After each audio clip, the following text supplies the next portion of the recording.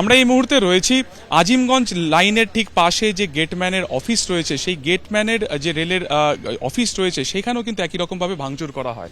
দেখা যাচ্ছে যে 43 বাই স্পেশাল ই গেট, এই গেটের যে অফিস রয়েছে যেখানে মূলত গেটম্যান থাকেন, গতকাল অর্থাৎ শুক্রবার যখন দুপুরবেলাতে বিভিন্ন জায়গাতে এ ধরনের হামলার ঘটনা ঘটে, সেই হামলার আজ থেকে কিন্তু বাঁচতে পারেনি রেলের এই অফিসও। Damro's clearance sale is here with up to 50% off on selected products.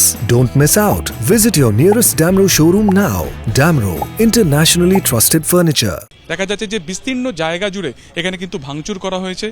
একেবারে ইটের টুকরো, যা লাইনে যে গ্রানাইট পাথর থাকে সেই পাথর লাইন থেকে তুলে কার্যত এই অফিসের উদ্দেশ্যে মারা হয়। শুধুমাত্র তাই নয়, যে জেনারেটর মেশিন রয়েছে সেখানেও কিন্তু একই রকমভাবে অগ্নিসংযোগ করা হয় এবং কর্মীর যে বাইক ছিল সেটিকেও কিন্তু আগুন লাগিয়ে দেওয়া হয়। এবং দেখা যাচ্ছে যে এখনো পর্যন্ত কিন্তু পুরোপুরি স্বাভাবিক হয়নি এই অফিসের কাজ। মূলত এখানে গেটম্যানের কাজ হচ্ছে যে সমস্ত ট্রেন যা আজিমগঞ্জের এই লাইন থেকে যাতায়াত করে সেগুলোকে সিগন্যাল দেওয়া। এবং স্বাভাবিকভাবে গতকালকে এই ভাঙচুরের পরে এই লাইনে একাধিক জায়গাতে কিন্তু দূরপাল্লার বিভিন্ন ট্রেন দাঁড়িয়ে যায়, ফলত একেবারে ভোগান্তিতে পড়েন যারা নিত্য যাত্রী তারা রয়েছেন তারা। এটা দেখা যাচ্ছে যে রিলে রুম এবং পরিষ্কার যেটা বোঝা যাচ্ছে যে সেই গেটেও কিন্তু ভাঙচুর করার চেষ্টা হয়েছে। দেখা যাচ্ছে যে ইটের টুকরো যে সজোরে মারা হয়েছে বিভিন্ন জায়গাতে কিন্তু তার চিহ্ন রয়েছে। এটি হচ্ছে রিলে রুম। তার পাশাপাশি ক্যামেরায় অতনকুণ্ড দেখানোর চেষ্টা করবে যে পাশে পাওয়ার রুম রয়েছে, যেটিকে ইতিমধ্যে রেলের যারা আধিকারিক রয়েছেন তারা কিন্তু তা সিল করে দিয়ে গেছেন। এর ভেতরেও একই রকমভাবে কিন্তু ভাঙচুর করা হয়েছে পাওয়ার রুমে। তার পাশে যে ব্যাটারি রুম রয়েছে সেখানেও একই রকমভাবে ভাঙচুর করা হয়েছে। দেখা যাচ্ছে সেটিকেও কিন্তু রেলের কর্তৃপক্ষ এসে তা সিল করে দিয়ে গেছে। যেদিকে তাকানো যায় সেখানে ভাঙচুর করা হয়েছে।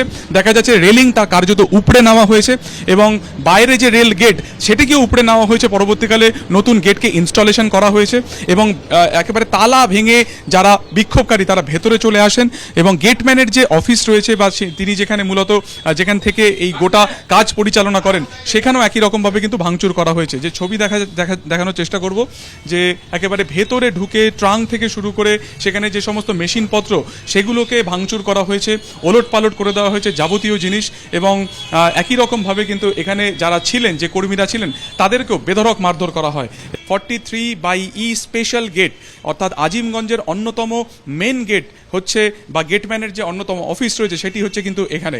এবং এখান থেকেই দূরপাল্লার যে সমস্ত ট্রেন আজিমগঞ্জের লাইন থেকে যাতায়াত করে সেগুলোকে কিন্তু কন্ট্রোল করা হয় এই অফিস থেকেই। সমস্ত জিনিস পুড়িয়ে দেওয়া হয়েছিল, তার বেশ কিছু জিনিস বাজেয়াপ্ত করা হয়েছে, কিছু জিনিস এখনও বিভিন্ন জায়গাতে কিন্তু ছড়িয়ে ছিটিয়ে পড়ে রয়েছে। ফলত এই হিংসার ঘটনা বিভিন্ন জায়গাতে যেমন তার আঁচ ফেলেছে, সেখান থেকে কিন্তু বাঁচেনি এই রেল গেটের যে অফিস রয়েছে। অতনকুণ্ডুর সঙ্গে সুকান্ত মুখোপাধ্যায়, এবিপি আনন্দ। সকাল থেকে ফের উত্তপ্ত হয়ে উঠেছে মুর্শিদাবাদের শামশেরগঞ্জের ধুলিয়ান পুরো এলাকা। অভিযোগ উঠেছে হেনস্থা করা হয়েছে ফারাক্কা তৃণমূল বিধায়ক মনিরুল ইসলামকে। শামশেরগঞ্জ থানার পাশে বিধায়কের বাড়িতে ভাঙচুর চালানো হয় বলে অভিযোগ। খবর পেয়ে ঘটনাস্থলে যাওয়ার পথে তাকেও নিগ্রহ করা হয় বলে দাবি বিধায়কের। নিরাপত্তা রক্ষীদের সাহায্যে কোনো রকমে এলাকা ছাড়েন বলে জানিয়েছেন বিধায়ক মনিরুল ইসলাম। সকাল থেকেই দফায় দফায় উত্তপ্ত হচ্ছে ধুলিয়ান। গতকাল ফের অশান্তি হয় মুর্শিদাবাদের বেশ কিছু এলাকায়, আর আজ সকাল থেকেই ফের উত্তপ্ত মুর্শিদাবাদের শামশেরগঞ্জের ধুলিয়ান পুরো এলাকা। যে অভিযোগ উঠছে যে হেনস্থা করা হয়েছে ফারাক্কার তৃণমূল বিধায়ক মনিরুল ইসলামকেও। শামশেরগঞ্জ থানার পাশে বিধায়কের বাড়িতে ভাঙচুর চালানো হয় বলে অভিযোগ। বিধায়ক দাবি করেছেন যে খবর পেয়ে ঘটনাস্থলে যাবার পথে তাঁকেও নিগ্রহ করা হয়। নিরাপত্তা রক্ষীদের সাহায্যে কোনো রকমে এলাকা ছাড়েন বলে জানিয়েছেন মনিরুল ইসলাম। সকাল থেকেই দফায় দফায় উত্তপ্ত হচ্ছে ধুলিয়ান। সুতি শামশেরগঞ্জের একাধিক জায়গায় ভারতীয় ন্যায় সংহিতার 163 ধারা জারি করা হয়েছে এবং গতকালের এই অশান্তির ঘটনায় জড়িত থাকার অভিযোগে 118 জনকে গ্রেফতার করা হয়েছে। আর মনিরুল ইসলাম ফারাক্কা তৃণমূল বিধায়ক, তাকে হেনস্থা করার অভিযোগ উঠছে। এবার কথা বলবো আমাদের প্রতিনিধি রাজীব চৌধুরীর সঙ্গে।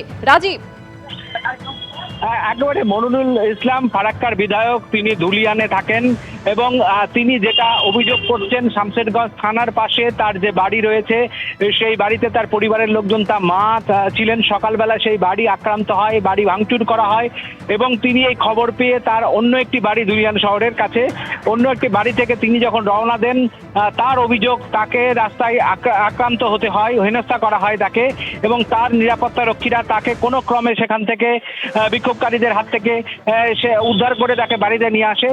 তিনি সরাসরি বলেন তিনি যখন আক্রান্ত হন সেখানে বিএসএফ উপস্থিত ছিল, পুলিশ উপস্থিত ছিল, তারা কিছু তাদের বাঁচাতে তাকে পারেননি।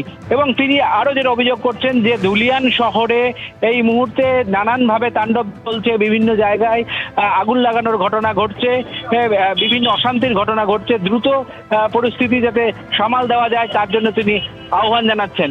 এবং তিনি যে এই গোটা ঘটনায় আতঙ্কিত তিনি কিন্তু স্পষ্ট করে বলেছেন।